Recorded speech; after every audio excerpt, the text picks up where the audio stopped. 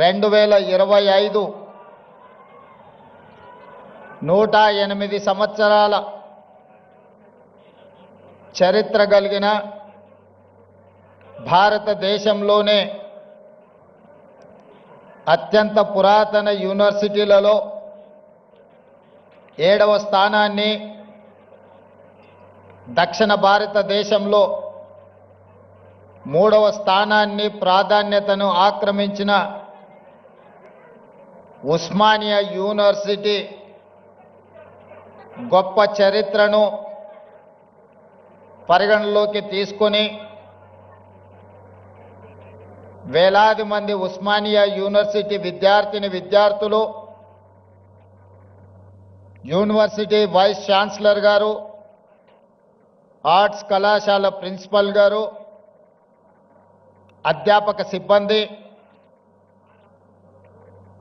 పూర్వపు విద్యార్థులు,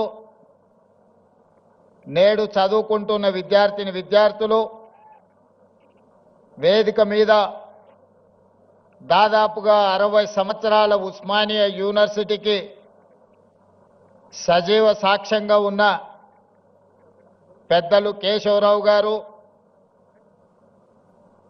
మీడియా మిత్రులు, తెలంగాణ ఉద్యమకారులందరికీ కూడా మనస్ఫూర్తిగా అభినందనలతో కృతజ్ఞతలు తెలియజేస్తున్న మిత్రులారా, ఉస్మానియా యూనివర్సిటీకి రావాలి, ఆర్ట్స్ కళాశాల ముందు నిలబడి ఇక్కడ చదువుకుంటున్న విద్యార్థుల యొక్క ఆకాంక్షల్ని అడిగి తెలుసుకోవాలి. ఒకనాడు తెలంగాణ ఉద్యమ సందర్భంగా ఈ వేదిక మీద నుంచే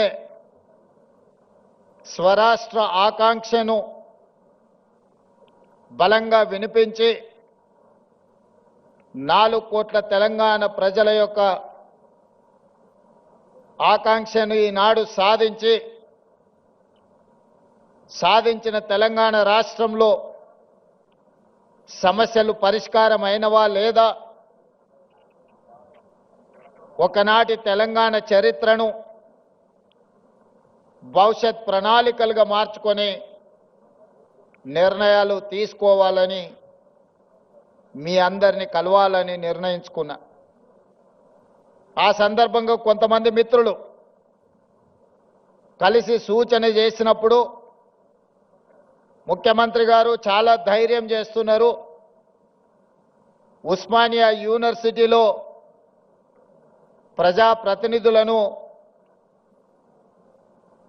రాష్ట్ర మంత్రివర్గాన్ని లేదా ముఖ్యమంత్రి గారిని అడ్డుకునే ఒక చరిత్ర ఉన్నది, మీరెందుకు ధైర్యం చేస్తున్నారు అని నన్ను అడిగారు. అంటే వారికి ఒక్క మాట చెప్పిన, నాది ధైర్యం కాదు, నాది అభిమానం. మా సోదరులు, మా తమ్ముళ్ళు, మా చెల్లెండ్లు తెలంగాణ భవిష్యత్తుకు పునాదులు వేసే మా యువమిత్రులు ఉన్న ఉస్మానియా యూనివర్సిటీ ఆర్ట్స్ కళాశాల దగ్గరికి వెళ్ళడానికి ధైర్యం కాదు కావాల్సింది, అభిమానం కావాలి. గుండెల నిండా అభిమానాన్ని నింపుకొని ఈనాడు ఈ ఆర్ట్స్ కళాశాల ముందు నిలబడి మన భవిష్యత్ ప్రణాళికలను రచించుకోవడానికి నేను ఇక్కడికి రావడం జరిగింది. అదేవిధంగా ముఖ్యమంత్రిగా మీరందరూ అందించిన అధికారంతో నాకు చాలా సిబ్బంది అందుబాటులో ఉంటారు. ఎక్కడికి వెళ్తున్నా అక్కడ ఏం మాట్లాడాలో పేజీలకు పేజీలు, పుస్తకాలకు పుస్తకాలు రాసిచ్చి ఐఏఎస్ పరీక్షకు ప్రిపేర్ అయినట్టుగా ఉపన్యాసాలకు మమ్మల్ని ప్రిపేర్ చేస్తుంటారు వాళ్ళు. ఇంత కట్ట కాగితాలు నాకు తెచ్చిండ్రు. ఉస్మానియా యూనివర్సిటీకి వెళ్తున్నారు కదా, ఇవన్నీ మీరు చదువుకోండి అని. నేను ఒక్క మాట చెప్పిన, చదువుకొని మాట్లాడితే ఉస్మానియా యూనివర్సిటీకి వెళ్ళడం శుద్ధ దండగా నా మనసులో ఏముందో, నా జీవితంలో 56 సంవత్సరాల అనుభవం, నల్లమల అటవీ ప్రాంతంలో ఉన్న ఒక మారుమూల పల్లె నుంచి వ్యవసాయ కుటుంబం నుంచి వచ్చిన నేను ప్రభుత్వ పాఠశాలలో చదువుకొని గ్రామీణ వాతావరణంలో పెరిగి గ్రామీణ వాతావరణంలో ఉన్న పేదరికాన్ని, కుల వివక్షను, జాతి వివక్షను, సమస్యలతో కొట్టుమిట్టాడుతున్న వెనుకబడిన ప్రాంతాలలో పెరిగిన వాణ్ణి. నాకు కొత్తగా మీరు రాసిచ్చి, నాకు చదువుపిచ్చి, చదువు నేర్పించి మా తమ్ముళ్ళ మా చెల్లెళ్ళ ముందల మాట్లాడించడానికి ప్రయత్నం చెయ్యకండి. నాకు ఏమనిపించిందో, నా కళ్ళతో ఏమి చూశానో, నాకు ఈనాడు అవకాశం వస్తే ఏమి పరిష్కరించాలనుకుంటున్నానో వాటినే నేను మాట్లాడతాను. వాటి నుంచి విద్యార్థుల సూచనలు తీసుకొని తెలంగాణ మేధావుల యొక్క అనుభవాలను రంగరించి ఈ విశ్వవిద్యాలయాన్ని అంతర్జాతీయ ప్రమాణాలతో తీర్చిదిద్దాలని ఈనాడు ఒక మంచి సంకల్పంతోని, ఆలోచనతోని నేను ఇక్కడికి రావడం జరిగింది. మిత్రులారా, ఈ ప్రాంతానికి నేను నిన్న చెప్పిన, ఇవాళ కూడా నేను చెప్పదలుచుకున్నా. గ్లోబల్ సమ్మిట్ వేదిక మీద ప్రపంచ స్థాయి ప్రముఖులు అందరూ హాజరైన వేదిక మీద నుంచి నేను ఒక అంశాన్ని ప్రస్తావించిన. ఈ దేశంలో తెలంగాణ ప్రాంతానికి, ఈ భూమికి, ఈ గాలికి, నీరుకి ఒక చైతన్యం, ఒక పౌరుషం ఉన్నది. ఈ చైతన్యం, ఈ పౌరుషానికి చదువుతో సంబంధం లేదు.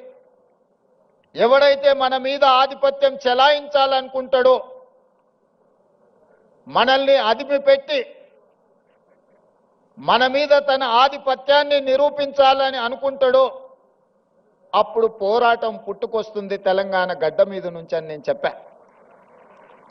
ఆనాడు దండకారణ్యంలో పుట్టిన కొమరం భీముడు పీజీలు, పిహెచ్డీలు చదవలేదు.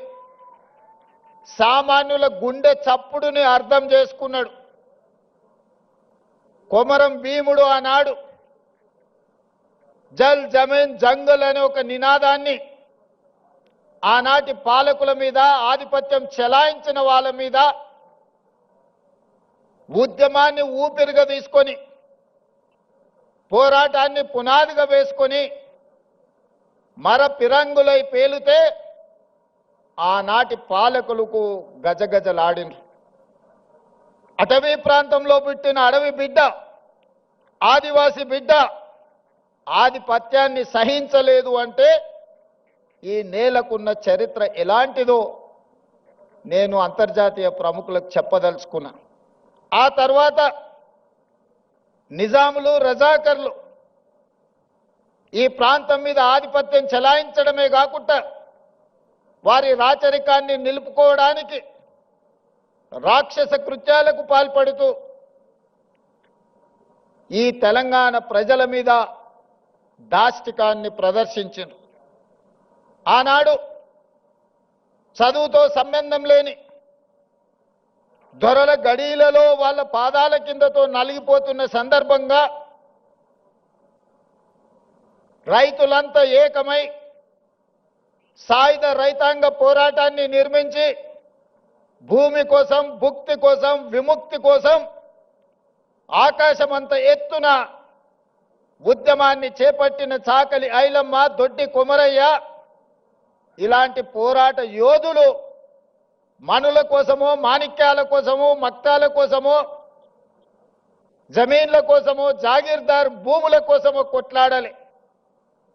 వాళ్ళ మీద ఆధిపత్యం చెలాయిస్తున్న దొరల గడీల మీద పిరంగులై పేలి గడీలను నేలమట్టం చేసి మనకు ఒక స్వతంత్రాన్ని సిద్ధింపజేసిండ్రు. సాయుధ రైతాంగ పోరాటం అది. ఆ తర్వాత ఉమ్మడి రాష్ట్రంలో మంచి జరుగుతుందని,